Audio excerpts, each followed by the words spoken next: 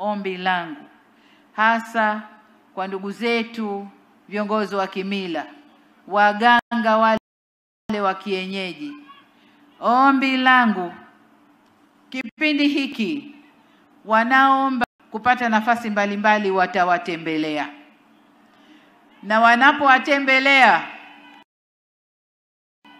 niombe sana tusifanye ramli chonganishi, kwa sababu hizo ndizo zinazovunja amani kwenye uchaguzi. Kama anakuja na fungu, we kula fungu. Umemuona atashinda, mwambie utashinda. Umemuona hatashinda, mwambie baba we nenda tu, mambo mazuri. Kula pesa yako, nenda kalale.